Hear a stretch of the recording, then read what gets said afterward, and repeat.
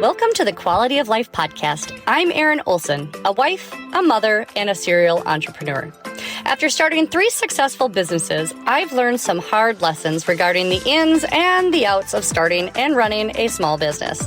My intention is to share my knowledge that I've learned from the School of Hard Knocks, so you don't have to learn it the hard way like I did.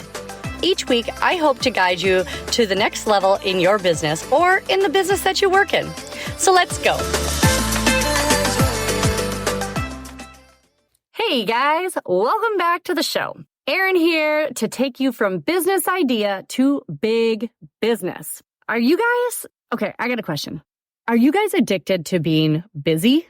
Well, always doing, thinking, or planning something?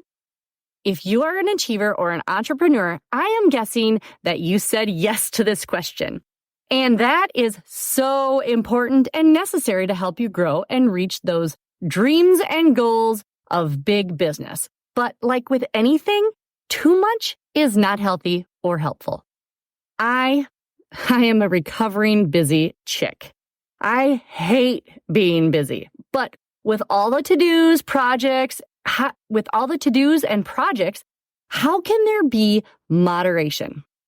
I have had so many people that I've had conversations with lately that are having such a hard time sleeping, relaxing, focusing, and being all over productive when all we do is plan, worry, execute, repeating as necessary to get things done. Then, as we finish one thing and get that little dopamine hit of checking something off the list, we don't even take a beat to rest or celebrate because there's so much to do. So this week, I am covering the 4 ways that most people most commonly are addicted to being busy and give you some tactical steps to overcome them and start to live a less busy life. This episode is going to be chock full of tips and resources to help you. But first, story time. So back in the day, I was a 20-something new mom and newly married. And here's the deal. I was working myself ragged, trying to help support our family with my husband being an entrepreneur himself. And I have told myself for years, and it started way back then, that I thrive under pressure. Now, I don't know if you're that kind of person, but I have told myself that as probably to make myself feel better, if we're being completely honest. But the thing is that back then, I was an insomniac. I was so worried and stressed and so much of an overthinker that every time I closed my eyes to sleep at night, all I could think about was all of the things that I had to do, all of the conversations that I've had all day long. As a bartender, that was many. And all of the time, and all of the dreams and goals and worries of being a good mom and everything. My mind just kept chattering on and on and on. And I slowly started to tame that dragon. And I did so by putting a notebook by my bed. And we'll get to more of that later. But I started to slowly tame that dragon somewhat. But as life continued, I found myself becoming more and more busy. In fact, about 2 years ago, that dragon fully reared its head and tried to eat me again. That was when I sold my part of Hey Chicks. Now, I had been a doer. I've always been a doer. If you want something done, you call me because I'm your girl, right? And I'm pretty sure that if you are listening to this, you're probably the same kind of person, right? So here's the deal. I sold my half of Hey Chicks and I hadn't realized how busy I had made myself. Now, as an entrepreneur, you will be busy. You have so many jobs that you have to wear all the different hats for. But here's the thing. You can let it take control of your life and maybe not even have a life anymore. So that's actually why I started this podcast, because I was so addicted to being busy, I didn't know how to be still. I didn't know how to be quiet. I didn't know how to be comfortable without having to do something. And holy crap, I needed an outlet. So I started this podcast. I started this podcast just to help you guys and to try to get out some of the things that I've been meaning to tell people for so long. So thank you, I guess, but this is this is definitely a side effect from being addicted to busy. And the thing is that I have found that the more people I've talked to that are having problems with things like brain fog and lack of focus, attention deficit, it all stems back to being addicted to being busy. So let's talk about the 4 types of busy. The first type of busy that you might be addicted to is the inability to sleep. Yeah, I know, those don't seem very synonymous, right? Busy and sleeping, they're kind of opposites. But here's the deal. When you close your eyes, are you able to fall asleep in just a few minutes? Or do the stresses of the day, do the worries, all those conversations like I was talking about earlier, do they all just start chattering away in your head and you start amping up and amping up and amping up? And pretty soon you're pretty much worked into a tizzy that you're afraid you're going to die and you can't go to sleep because there's just too much to do. Well, maybe that's just me. But here's the thing. That is not relaxing, obviously. And that is no way to try to sleep. And sleep is one of the most important things that you can do for yourself as an entrepreneur. Sleep is very important. So how do we fix this? Well, there are a lot of things that I've implemented over the years, and some of them are way more helpful than others. Some you probably shouldn't even try, but I'm going to mention them because I tried them. So in the very, very beginning, when I was an insomniac and 20-something years old, I don't feel like I needed as much sleep as I do now, but maybe that's just because I'm in my 40s. But I was always exhausted and running strictly on fumes.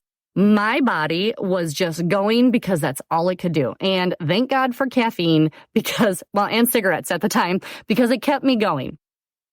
Well, back then, one of the things that I tried to implement that helped temporarily was the fill it in games. Fill it ins is a game that's like a reverse crossword, basically. It has the crossword puzzle and you have all the answers and there's no questions. So the amount of thinking is minimal, which is probably something you need when you're trying to go to sleep. So that you can buy at most gas stations and Walmart. They all have bookstores and stuff. That's one of the ways that I used to dull my brain. And that was way before the invention of Facebook and TikTok and Instagram and Reels and all the things that you can use that you're not supposed to use because, screens make it so it's harder to sleep, right? So I don't know that I would suggest scrolling on your laptop or your phone, because honestly, that is going to disrupt your REM sleep, and we need as much of that as we can get, right? So other things that I've used in the past were reading just regular books. Those are great. I can't even tell you how many times I have gotten into a fiction novel and just woke up and maybe haven't even gotten 2 pages done. So if you need help, read a book. Seriously, I know it sounds dumb, but you'd be amazed at how well you can nod off to sleep when you're in another world, right? Another thing that really helped me back then, and I believe this is the game changer, is all of those thoughts kept coming over and over and over. So how do you relax your mind? Because that's what we're trying to do, right? So I kept a notebook and a pencil by my bed for years. In fact, I still have a notebook and pencil in my nightstand. And the reason why is because when I would have those reoccurring thoughts that are just spooling and marinating and rolling over and over in my head, I would get up and usually I could figure out a light, or even if I didn't, I could just write it in the dark and I could usually figure it out the next day. But the notebook next to my bed really helped me to get whatever was in here on there. And when I put it in that notebook and I put it down, I told myself, I'm putting it to bed. I'm going to deal with it tomorrow. And yeah, it was hard at first, but the more I did that, the better I got. And so when I started to use that notebook, it really helped me to take control of my brain so that I could actually sleep. So another thing that I've implemented over the years, which most people all know, is melatonin. I'm not a big fan of melatonin. In fact, I hate the flavor of it and the smell of it. So there is that. But it does help. It can cause an addiction, so I don't know if I'd go that route. Another thing, red wine. And, just like the song, red, red wine. Yep, That, yeah, yep. Red wine can help calm all of those voices just enough so that you can actually breathe and not be quite so uptight. I know that there's a lot of other things you can use like CBD and THC, and there's all so many things, but they're actually just crutches. You have to learn to figure out how to handle not thinking, right? Another thing that people use, white noise machines, visualization, binaural beats is something that a lot of people know. And don't get hung up on all these things. I'm going to put all of these resources in the show notes. So you don't have to write notes now, but binaural beats are something that you can find on Spotify and YouTube. And what it is it's two altering frequencies, and you put your headphones on, and those frequencies, depending upon how big the sound wave difference is, those will actually cause your brain to be in theta state, alpha state, beta state. And it can really, there's different frequencies for different intentions. So find one that's for sleep, pop in your earbuds, and drift off to dreamland. There's a ton of also visualizations and meditations on YouTube that you can use as well. Those all are good, helpful tools. And if you find one that helps put certain affirmations in your mind, that's a bonus. All right. Enough about sleep, right? I'm about ready to fall asleep myself with this conversation. So the second type of way that people are addicted to being busy is at work. This one, I believe, is probably the most rampant in society. And as a business owner, I think this is the one that most of you guys are probably dealing with. Working late, working too much, coming home from work and continuing to work. I just remember my husband coming home and being like, why are you always sitting at your desk? Like, you're always there. And I said, well, because there's always stuff to do. And if nobody's here, then I might as well keep working. Same thing goes when my son or my husband were out of town. All I did was work because I could focus on it and knock so many things off my list, which is really nice. But it's another thing that helps keep you addicted to being busy with work.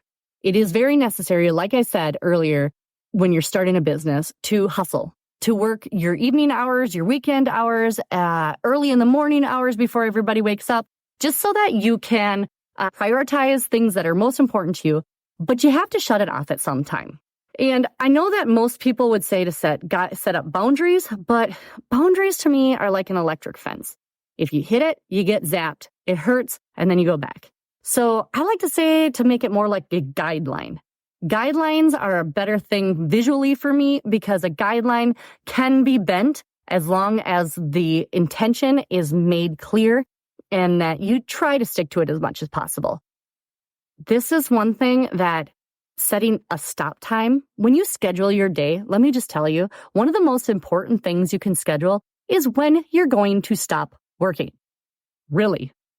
I fought with that for years because I could always do more. And I started to promise myself that I was going to stop working at a certain time each day, and each day was different, but I promised myself and I scheduled it. And by the time that I was ready to be done, I always had more to do, but I forced myself to stop, write down all of the things that I didn't get to at the top of my to-do list for the next day, and there I had it. I shut my notebook, I shut my laptop, I turned off my lights, and I left my office, and I decided to live the rest of my life, which is what we are all trying to do, right? Another thing that you can do to keep you from being so busy and addicted to being busy at work is to delegate what you can. And delegation, I know, is the most hardest thing in the world to do, especially when there's so much and nobody can do it as well as you can, and nobody loves your business as well as you can. But here's the thing. Delegate. Certain things that you hate or that you spend so much time doing that are actually pretty simple, you should probably delegate. So the ways that you can delegate, if you don't have any employees, is you can sub out work. Things like bookkeeping, doing sales tax reports, shipping. I know shipping is a tough one because I love sending out orders, but shipping can be something that you can sub out. There are so many ways that you can get a virtual assistant to go through your emails, to respond to emails, make calls, sales calls. There's so many ways that virtual assistants can help. And I've been looking all day. There's a lot of places where you can go to get one. Sphere Rocket VA.com is one of those. Fiverr is another one. I will, like I said, link all these in the show notes. But these are places where you can go to find people who can do these tasks that just stump your creativity and just keep you busy and not really moving the needle at all. Another thing you can do to help you figure out what tasks you can sub out would be to do the time tracker that I talked about in episode number 13. And I will link the PDF here as well. But if you follow and you go for a week or two and write down everything that you do at work, at home, there's amazing how much time you can be found by stacking certain things instead of starting something and starting another thing and then going back to it and back and forth, whatever. But a time tracker sheet where you write down everything you do for 1 to 2 weeks. And I tell you, it is so eye-opening. And it also can help you say, like when you look at it and how you feel about doing certain things, it will help you to be able to eliminate those things that don't serve you, that just drain you of your energy and, like I said, your creativity. So those are great tactics and tools that you can use to fight busyness at work. Now, the third type of busyness that people are addicted to is busyness at home, the honey-do list. Okay, so this really came into my attention when I did quit working at Hate Chicks, and I had so many projects that I wanted to get done over the years that I just never had time to do. And the thing is that I started just knocking off projects. And I'm telling you, it's great. It's just super good to get those projects done. But let me tell you, you can be addicted to doing projects and not actually living your life. Most of the people that run into this are people that are sick, people that are retired, people in between jobs, and you know what? Moms or dads. There's so many things at home that you can be addicted to, or that you can be obligated to do. If you have a kid that's in sports or hobbies, and you have to cart their butt all over the cities, all over the Midwest, doing those things, that is something that is a huge time sucker. Another thing is all those family and social obligations. Birthday parties, dinner with the girls, or wine with the girls. You know, it's very hard as a people pleaser, recovering, to try to say no when you know you have other things that are way more important, and nobody's even going to miss you when you're not there. But I'm telling you, it's hard to say no. So you've got to get better at saying no without using the excuse of being busy. Because I'm telling you, if you say it, it happens, right? So how do we fix this? Well, the first thing I would do would be to not stack one after another. Leave a little space for margin. When planning your trips, when planning carting the kids around to school and other things, when planning your projects, schedule downtime, schedule gaps in between, and see if there's ways that you can actually do more than one thing at a time. If you need to listen to an audiobook or watch a video on how to research something in your business, you can do that while you're driving. But I'm telling you, that drive time is like the best time you can spend with your kids. I'm just saying. My son used to become so chatty. My son used to become so chatty when I would actually turn off the radio and just ask him how his life. So schedule some downtime, schedule some margin in between. And, you know, guys, like I said before, in being addicted to work, you need to delegate or ask for help.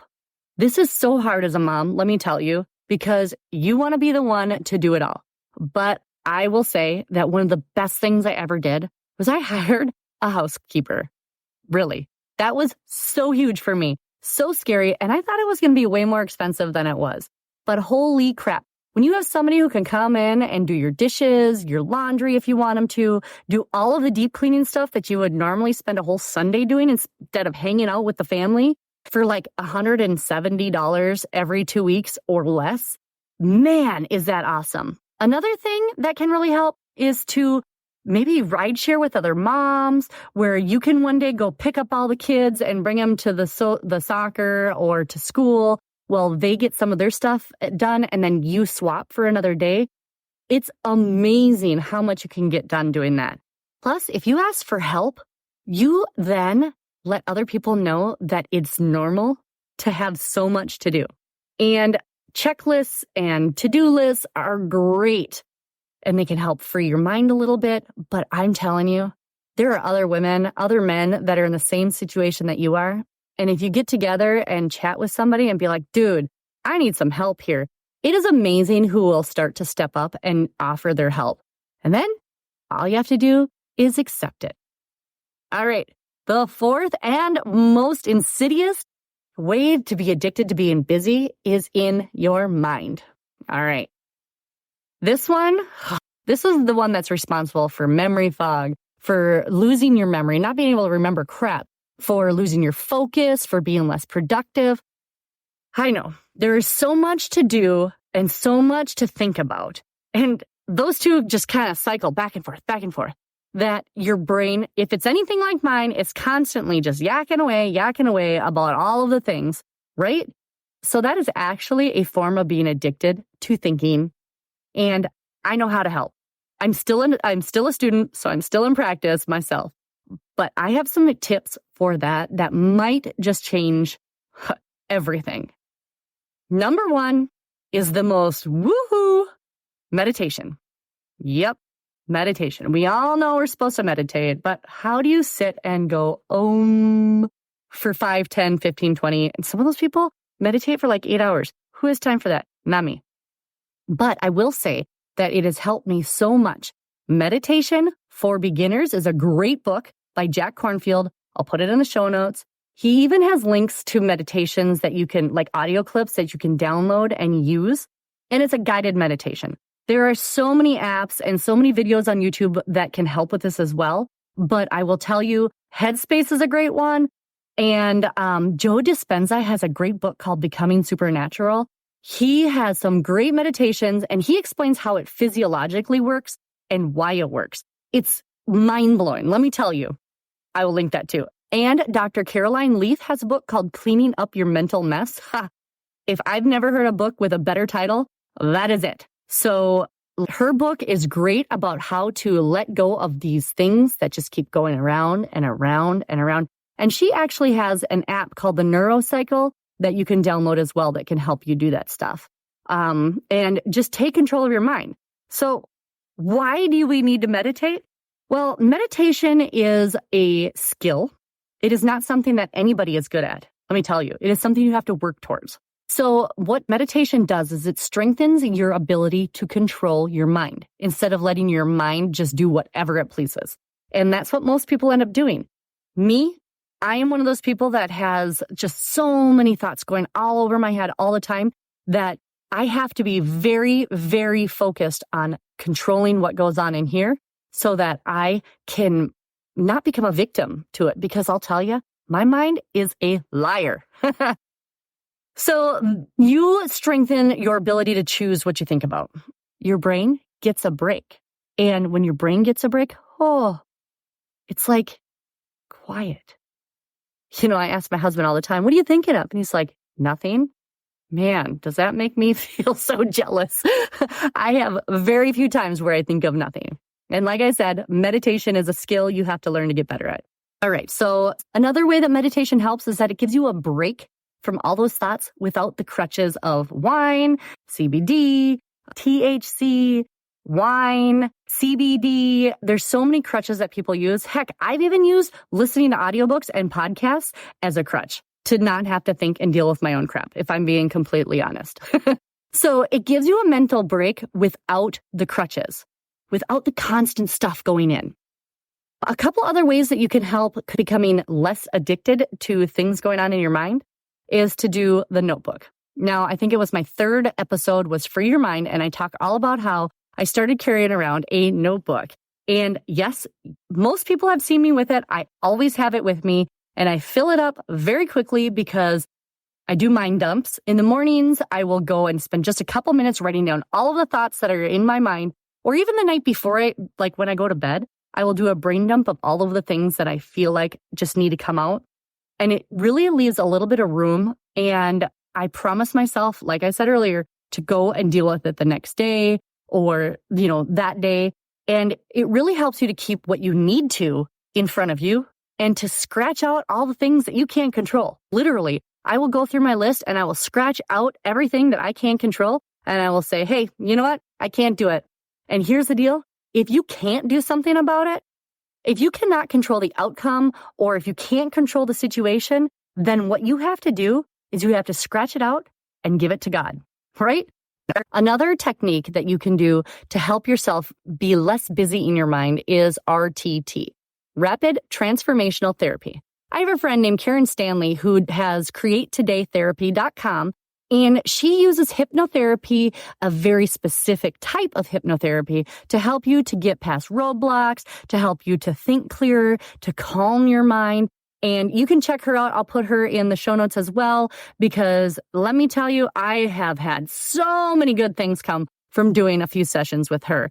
And I bet you will do well too. So check her out.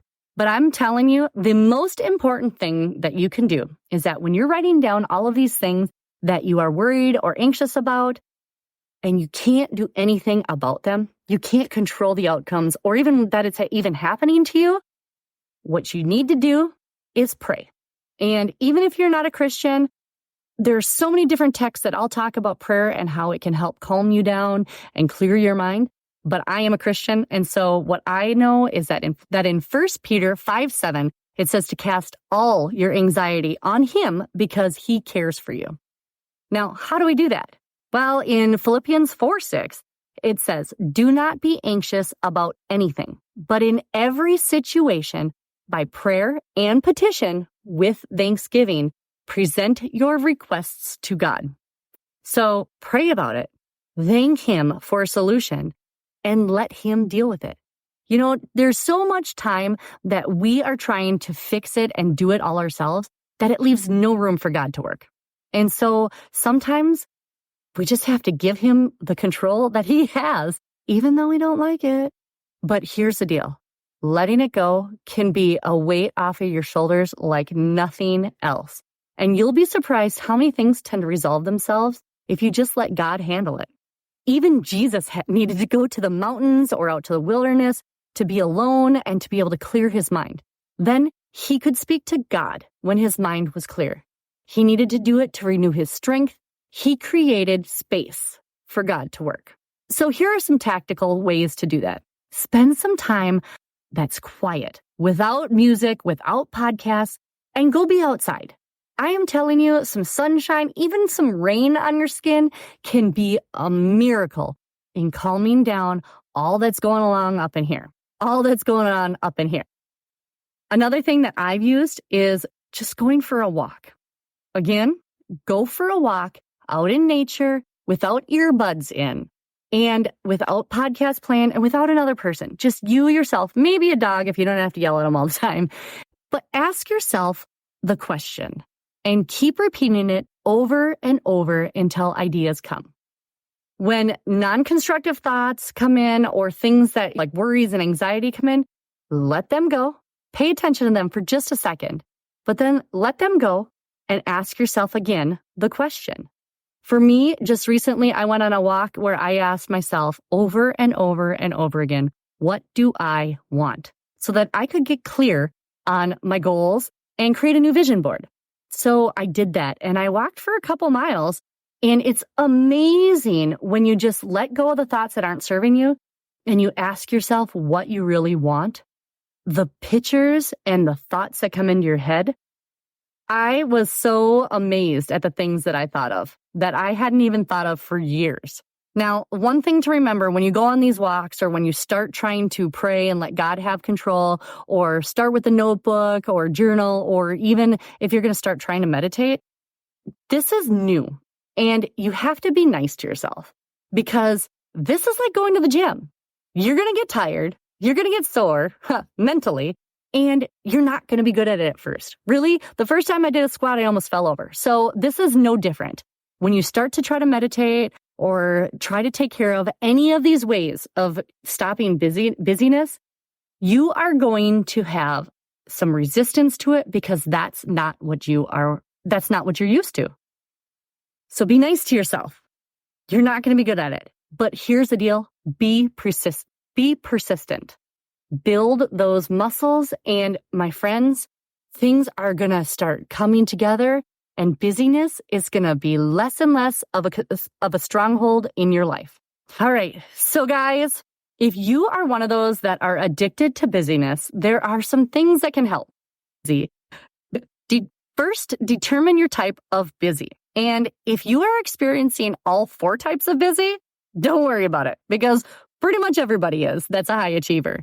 Don't worry and pick one and just start there. As you get better, then move on to the next type of busy.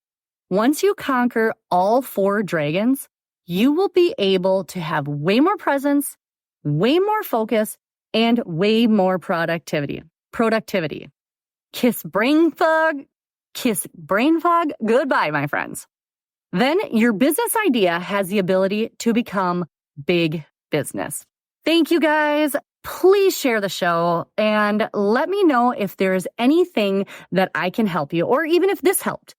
I appreciate you guys all, and I will see you next week on the Quality of Life podcast. See ya.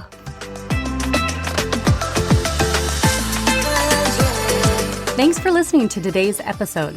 Be sure to check us out on the Quality of Life podcast, Facebook and Instagram pages, and our website, theerinolson.com, for downloads and more information. That is TheErinolson.com. Stay up to date by joining our email newsletter. Together, we can improve all of our quality of life.